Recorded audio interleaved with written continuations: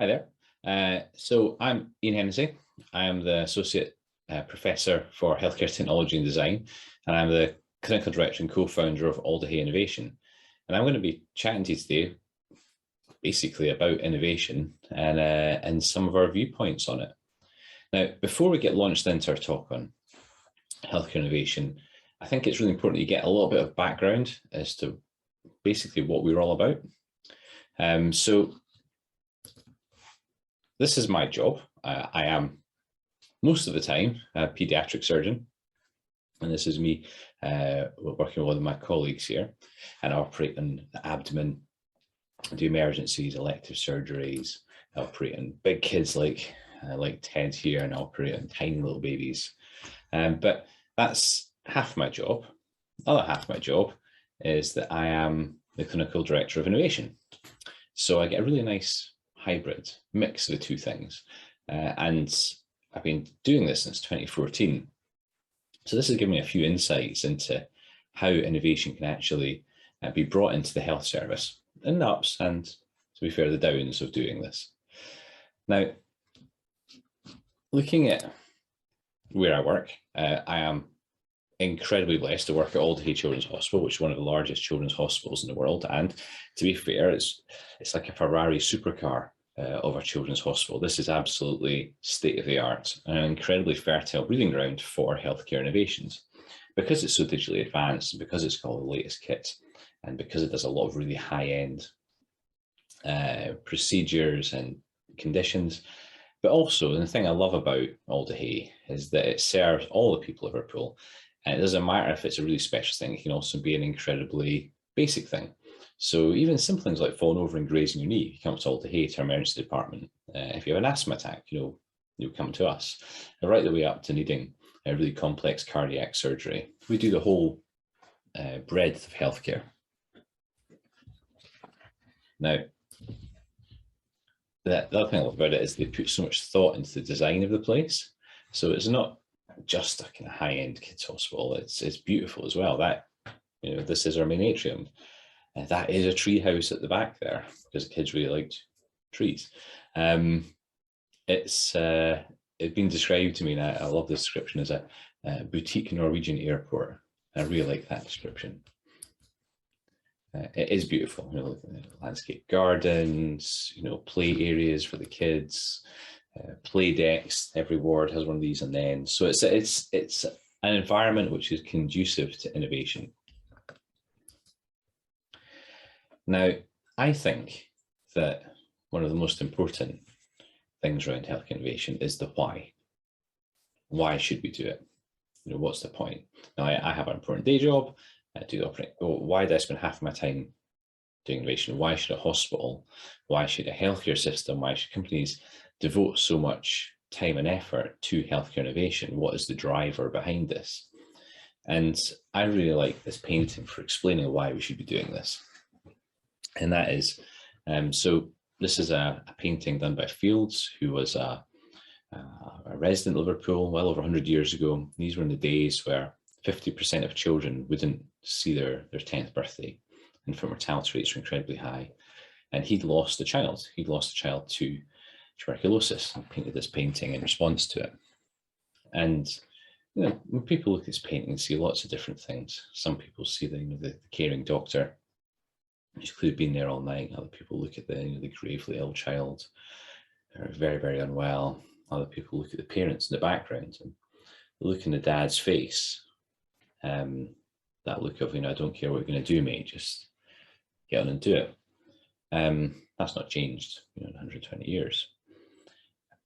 But I think I see something different when I look at this, and pretty much any health professional will as well. This guy's doing it all wrong. So this little girl, she's on 2 chairs.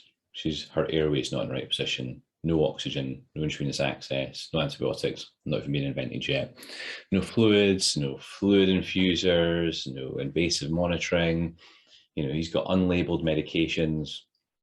He's not bare below the elbow. This guy doesn't stand a chance. Okay? If I went into our hospital right now, filled a backpack with kit, teleported to here, and started working, I'd be able to fix this. Anyone would be able to fix this. It'd be easy. you'd be like a god. I mean, you know, and that's what 100 years of innovation has done. More than that, 130 years of innovation. It's made what was impossible possible. And what really frustrates me is that I know that our hospital is full of children, that in 100 years' time we will have technologies and capabilities and which will make it so easy. I mean, they look at things which at the moment I find impossible and go, oh, that's easy. Just give her a meta-ion infuser. Be right as rain by tomorrow. And that's so frustrating because, you know, we just have to be faster. You know, we have to attain this. We need to move forward. But the thing is that healthcare, frustratingly, is one of the slowest areas I find for technology adoption. Why is that? You know, what's holding us up? What's preventing these massive potential gains? Because I'm sure we'd all agree that this is one of the most important things you can be doing, you know, looking after sick children, making sick children better. You know, why is this not, you know, the forefront, the cutting edge of technologies? And I think the root problem can be summed up by the use of this one device, the pager. I'm not saying the pager's fault, but it's what it represents. Now, imagine I got a plank and I put it out on the ground in front of you, and I said, walk over the plank. You'd do it. And I said, well, stand one leg. You'd do it. Be easy, you know, have a bit of fun with it, different positions, off you go. Then if I took that plank and put it over a 500-foot drop of crocodiles at the bottom and said, walk over the plank, you wouldn't do it. You certainly wouldn't be having fun with it, and you wouldn't be kind of standing one leg and all the rest of it. And that's in many ways the problem with healthcare, is because it's so important and because the stakes are so high, nobody wants to make a mistake. Nobody wants to risk anything. People feel, you know, in the comfort zones, and I'm guilty of this myself. And I think the pager is really interesting, is because we still use these. It's a real pager. It's one which I used for years and years and years, and I truly hate this thing. It's, I don't know, you know, from the film Inception, if you had to have a totem, this would be it, because I know exactly how this feels. I know its exact weight. I know how all the buttons work on it. But it's a terrible form of communication. I was explaining to my young daughter, she was like, how do pagers work? And I was like, oh, well, you know, you go to a phone and you put the number in, and then that number pops up on their thing, and then they have to find a phone and they have to phone a number on it. She's like, oh, that's terrible. I was like, yeah, it's a terrible way of communicating with people. Yet people will not get rid of it in hospitals because they're worried. But you know, what if a message doesn't get through? What if the mobile phone is out of reception? What if a crash call goes out and nobody gets it? And I still have lots of arguments with people about how people think that this is the best way of communicating with doctors on call. It's a case study in why healthcare innovation feels like it lags behind, you know, the entertainment industry and travel industry and defense industry and everything else. So how do you fix that? How do you safely encourage people to move on? How do you make them feel secure? Because people are frightened. You know, they don't. You know, it's a very good intent. You know what? They don't want to hurt anyone, and they're comfortable with what they're doing. So I'll just stay off that plank. Thank you very much, on this side of the cliff.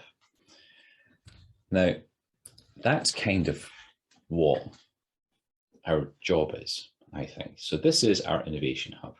So this is the 1,000 square meters of kind of underground technology development area that we have at Alder.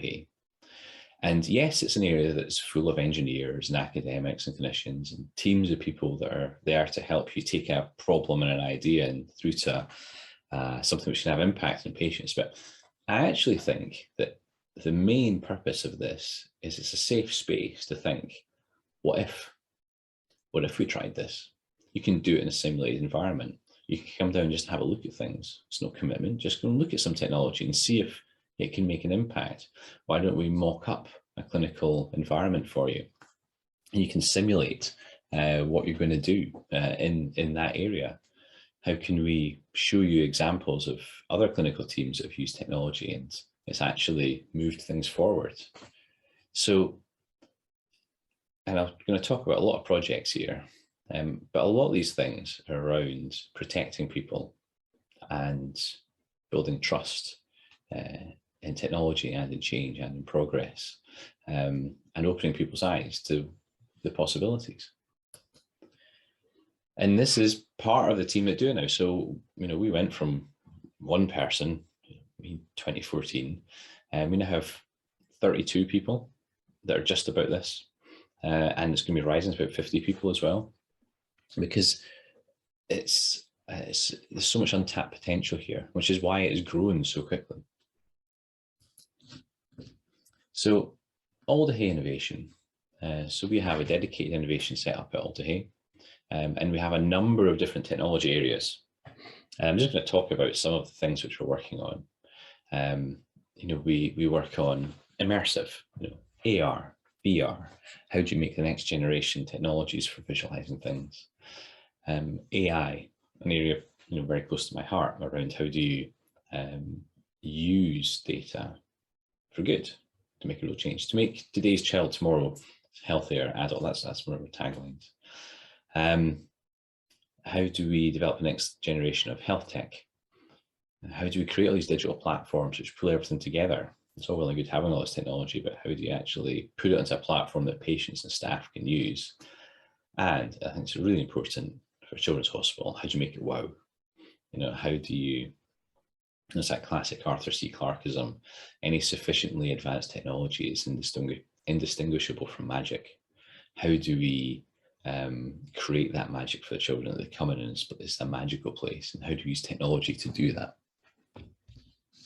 So, and it's not just aspirational. There's some really hard outputs from this. From the time we've been doing this, we're now one of the largest centres in the UK. It's 1,000 square metres in size. We've got lots of small and large companies working with us. We've pulled in millions of pounds worth of grants. A lot of world firsts that have been done here. A lot of spin-out companies, a lot of investment in. So it's more than just the vision and aspiration of a better healthcare for tomorrow. There are real benefits to it as well, which I can recommend, and I'm happy to speak to any of the hospitals interested in going down this line as well. So I'm going to speak about AI to start with, because I think this is obviously a massive, explosive area, and it's an area that huge gains can be made in. And we've got some speakers coming up who will talk about it in more detail. But we have an AI team. We have AI HQ, and this is composed of clinicians and chief technology officers and data analysts. And this team is all about how do we create the next level of care? How do we actually use data, and how do we present it to clinicians and staff and patients in such a way that's genuinely useful, genuinely impactful? And we started this project with something relatively simple, which was around what we thought was simple. And it was a collaboration with the Hartree Centre, which is a high precision computing centre, and we used the Watson platform for this to make a chatbot. This years and years ago. It's one of the first ones for hospitals. But it was an experiment to see, how you could use natural language in a healthcare environment, natural language processing, that ability for computers to understand what humans say, to look at unstructured data, because so much for our data is completely unstructured. And we created a chatbot, which we were trained. We had a team of people training chatbots, and it was answering lots of questions for the children. And for the adults, actually. One of the most commonly asked questions to the chatbot is, where is G3 outpatients? And this is really relatively simple, but it isn't obvious, actually. When I walked from the car park into the hospital and looked for G2 outpatients, and you're right, it's difficult to find. So we put a sign up, and the number of questions went down. It's really fascinating. And you could, we experimented with doing intent analysis and looking at, the tone of questions that are being asked, and look at the emotional content, to get a real kind of feel for how the hospital was interacting with the patients that were within it. So that was an interesting AI project. Another one was around data visualization. We're very lucky in that our data team here in AHQ can do things like this. They can create heat maps for us. Now this, I would do stuff like this when I was a trainee. I would find where all the patients are coming from, and I'd find their postcodes, and I would make an Excel spreadsheet, and about 6 months later I might have a very noddy map of where all the patients are coming from. But now I can just go, oh, by the way, guys, can you pull this data for me and show me where these patients are coming from? This is one they did for me around pyloric stenosis, just to show where are they coming from. One of our asthma specialists has been using this type of application, and what's really shown me this is how healthcare inequalities really drive so much of the ill health which comes into our hospital.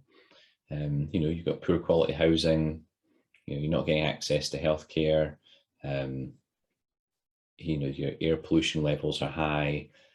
These things really impact on how bad your asthma is. And we can then target interventions. If we know what the problem is, if we can use data to show us what the problem is, then we can target specialist physiotherapy, respiratory physiotherapy teams in that area, or demand reductions in air pollution, or just to highlight what the problem is. So this data is incredibly powerful for addressing some healthcare inequalities. And I think that, increasingly is going to be a massive problem that we face in healthcare. How do we address these? So on the healthcare inequalities front, one of our data projects around prediction is our outpatient clinics. Now, outpatient clinics are incredibly valuable. This is very valuable space where we have specialists speaking to families, seeing sick children coming in, and sometimes children don't come. Now, classically in the health service, that's called a DNA, did not attend.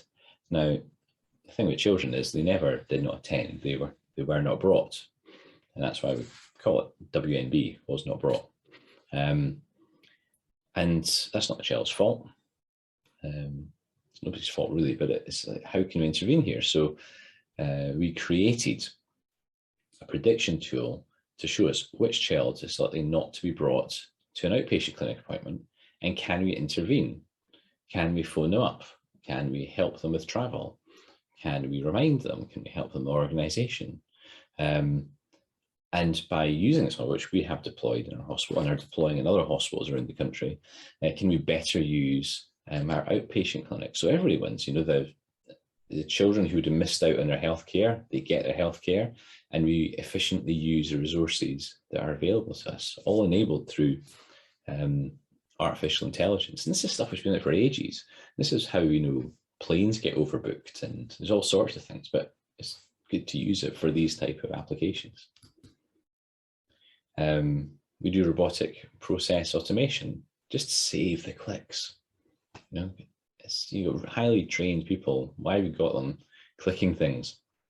We can create subroutines that will speed up the process, for these kind of really laborious tasks. And we've become a centre of excellence for that robotic process automation. So I'm going to talk about healthcare platforms now. This is important because it's all one good having all this technology, but you've got to be able to tie it together to deliver it simply. And we created Alder, which is an idea behind creating a portal for patients so that they can interact with the hospital. And this is it. It's got lots of different skins. The children can download it, the families can download it before they come to the hospital, and they can collect coins, rewards. There's like distracting games within it. There's information so they can familiarize themselves with the hospital before they arrive. Virtual realities of the different rooms and areas in the hospital, stories from patients, tools that our play specialists can use to interact with the children. But the beauty of this is that it creates like a digital front door. This is how we, this is one point of contact between the patient and and our hospital and our systems. And, it's a bit of fun as well. Looking at platforms again, so in the pandemic, there's been a huge explosion of mental health problems. Now, this is our Children Person as One platform. This is where we bring together all of the mental health referrals to the area into one platform so that we can see where they are, where are they in the process beforehand. This is all over the place, but this digitally brings it all together. But also, and this is designed in partnership with the children that use the service, it can deliver content, things around how to manage anger, how to manage depression, how to manage anxiety, that we can deliver to people so that we can make the most of the very few clinical psychologists and psychiatrists that we have and those resources. How can we digitally optimize the entire process through a platform? It's our little hearts at home. So we do a lot of cardiac surgery, and when they go home, we need to be able to monitor them.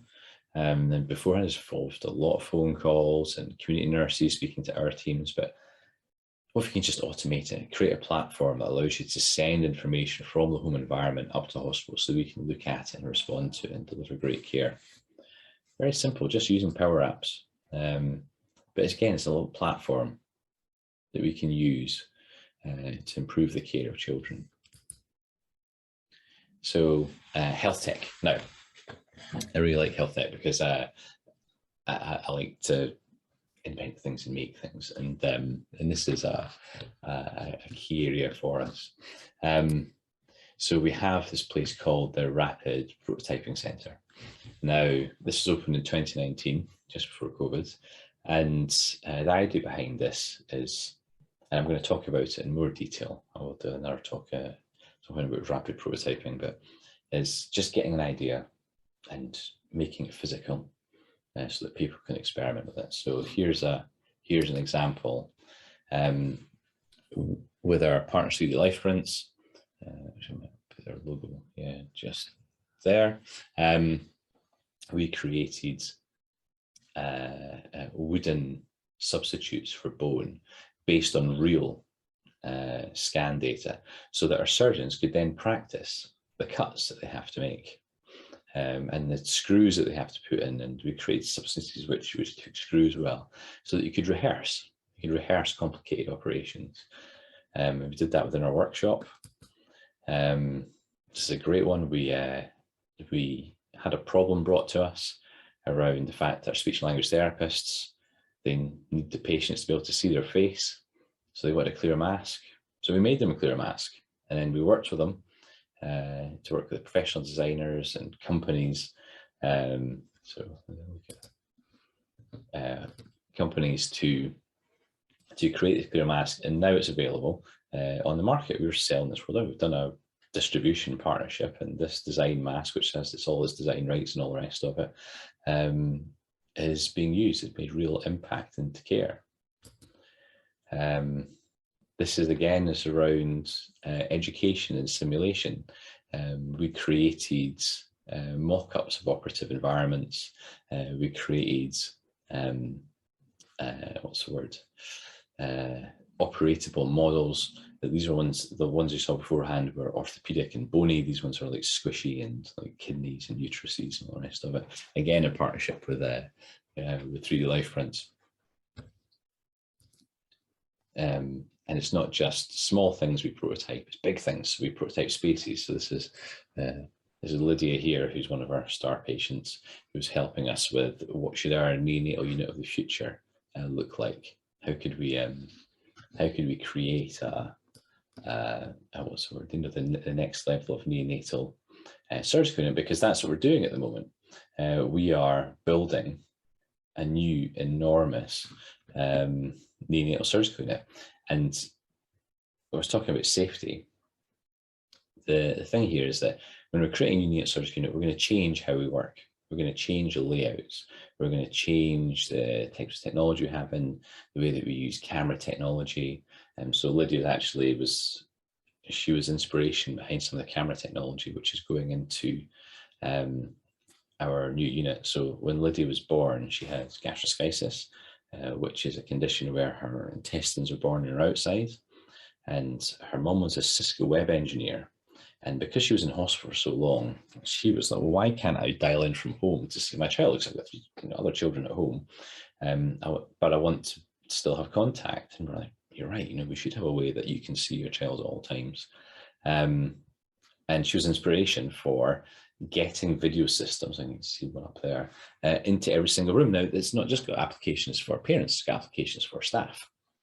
Now, the problem is that staff can be uncomfortable with having cameras on them, or they don't necessarily trust that looking through a camera is as good as looking with their own eyes.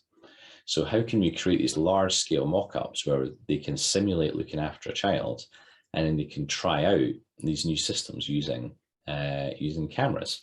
Or, even more revolutionary, could we darken the cot completely so it's not see-through anymore? Now, at the moment, that would be heresy, that you can't physically see the baby, but actually babies like being in the dark. Maybe we should be using high-resolution night vision cameras inside the cot. Maybe that's what we should be doing. But you got to take the staff with you. So if you don't do that, it's not going to work. It's like all these things which we've gone through beforehand. We needed to simulate what the AI systems are like. We had to show it to staff and say, okay, what do you think of this? Shall we use this? How do you bring people along with us so that these things can actually happen? So this here, I think you can see over there, that's one of our neonatal telemedicine robots. And this robot basically can be wheeled into rooms, so you can have people remotely seeing patients. And that's great because we get neonates coming from all over the region. And it allows us to, instead of transporting a baby from a peripheral unit to us, we can dial in onto a robot like this, and aim the camera and physically have a look at them and just go along in ward rounds like as if we were physically there. But that requires a lot of getting people used to the idea. And this is just a picture of what will be the new neonatal surgical unit on the side of Alder. And the idea behind it is it will be one of the most advanced neonatal intensive care units in the world. And that's only going to happen through the use of small-scale prototyping facilities, large-scale prototyping facilities, artificial intelligence, latest wireless sensors, all these different things. But there's more to it than just technology. There's the human angle to it. How do you bring the staff in? How do you bring the families in? How do you bring the patients together around this to make it acceptable so that people will take that step onto the plank? And here's just like some of, this is just like printing out the floor plan for the unit, just to go, right, okay, where should we put things? Could we put a camera mount there? Could we do this? Could we do that? So prototyping was great fun during the pandemic, and I'll talk about this another time, but we did lots of stuff with prototyping. So immersive health. So when I talk about immersive health, I'm talking about AR and VR and other holograph type things. Now, we're going to do another talk on this as well in more detail because there's so much in this space. But I think that the key takeaway from AR and VR technologies was you've got to be positioned with technology before it completely takes off, I think, for a good innovation hub. So we've been experimenting with AR and VR for a long time. So this is like a new picture, but let's see if we've got. There we go. Yeah, so we've been experimenting with AR and VR technology for a very long time, back in 2015. And it's only now that the headset seems to be coming down in cost and the graphical power is getting there, that we now have lots of different potential applications for it.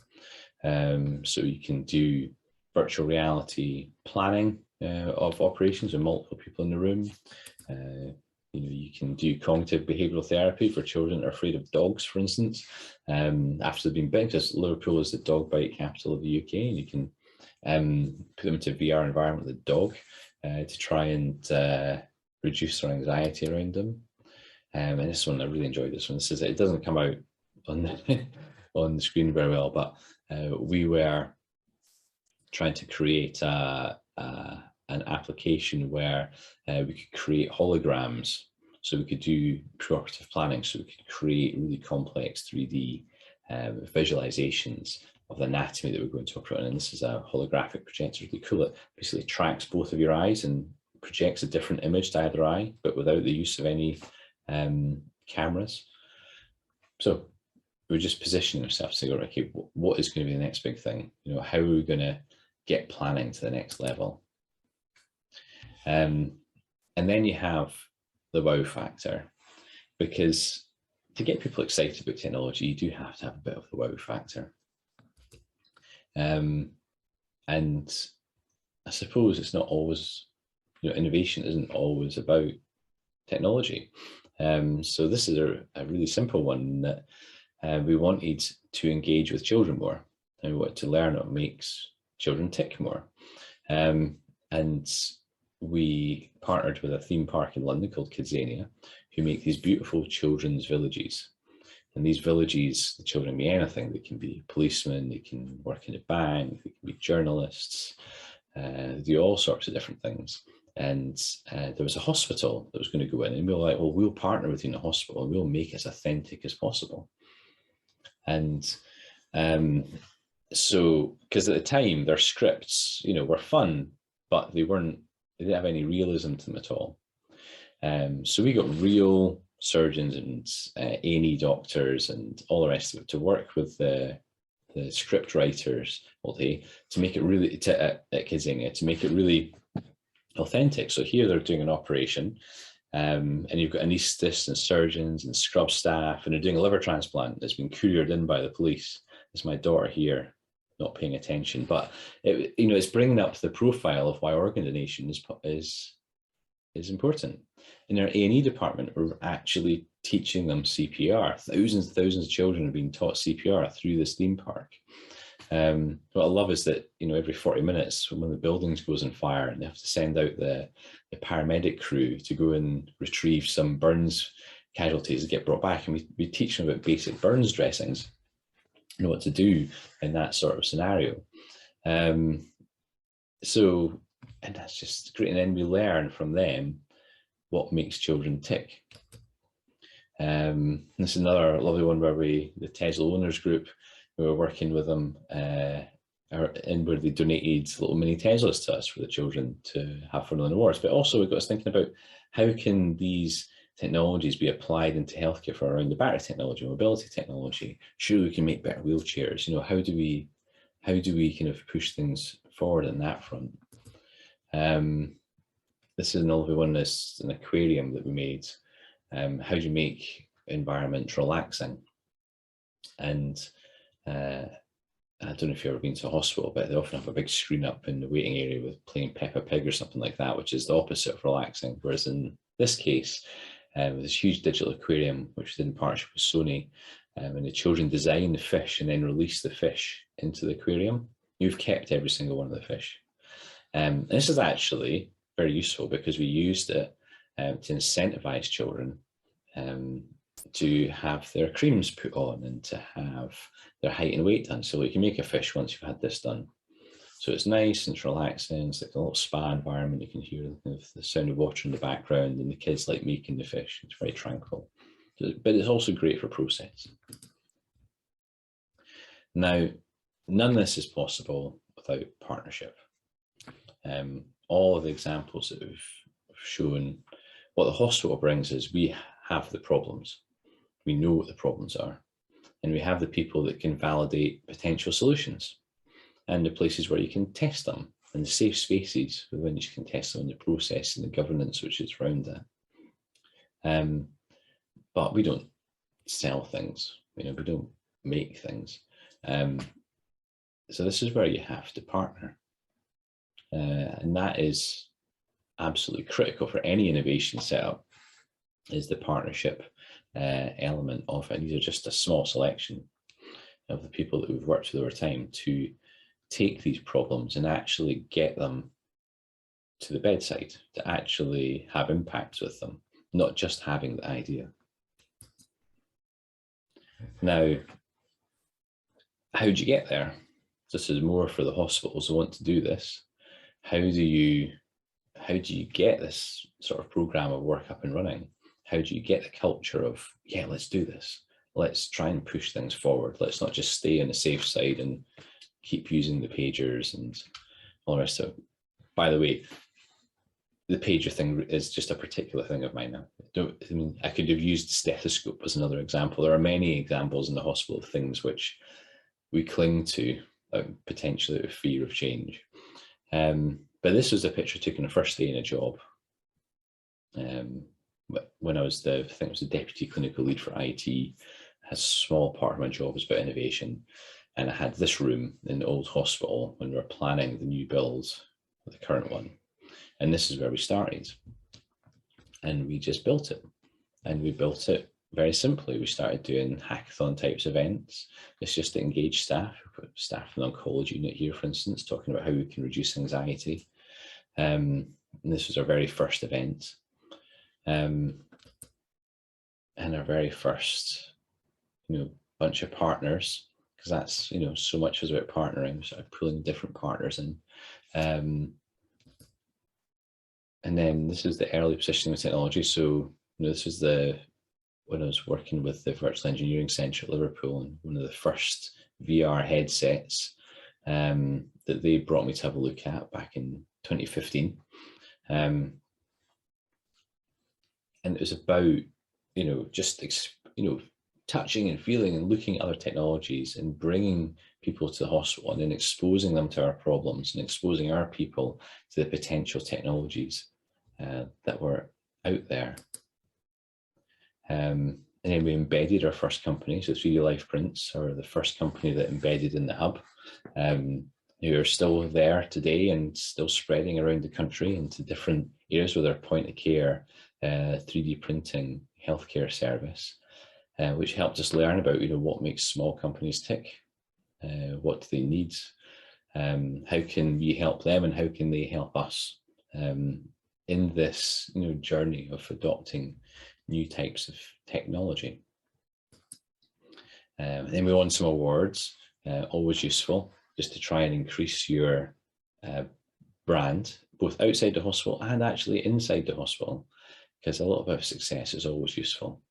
It's the same with grant funding, that type of thing. Getting some wins in, very useful. So, we had people embedding with us. We started building partner networks. We started building networks within the hospital of people who held problems. We started bringing these people together. And we started having bigger hackathons. This is one we did in partnership with MIT. So there's a bit of prestige associated with it. And this was our first really big hackathon that we had, just to build a bit of buzz and a bit of enthusiasm. I thought, yeah, we can do this. Yeah, we do this. This is what we do. We're pushing forward the boundary. And I keep on pointing this out. It's like we're one of the top 10 children's hospitals in the world. We shouldn't be looking around for anybody else to be solving these problems. It's us. We're the people. We need to, push the envelope on this. We need to get going. And this is where luck comes into it. Luck I find incredibly useful.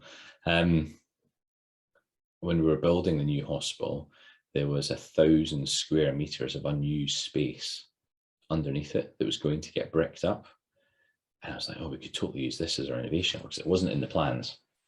It wasn't initial plans, that 1,000 square meters. And we grabbed it, and we got funding from the academic health science networks and also other different areas. And we built, a safe space. It's within the hospital, so it's easy to pop down, but it's not the hospital, if you see what I mean. This is not a clinical area. So it's a neutral area that allows the innovators and the academics and the clinicians and the small companies and the big companies and the engineers all to come together and to experiment in a safe area, where there's, you can't hurt any patients here because they're all plastic models. And it's, we create like synthetic data sets or, trusted research environments. So me, obviously, very amused at how lucky I was to have found this space once we opened it up. and then getting the right expertise in, because it requires such a diverse team to get a problem actually into care. Something I never fully appreciated until we actually had to do it.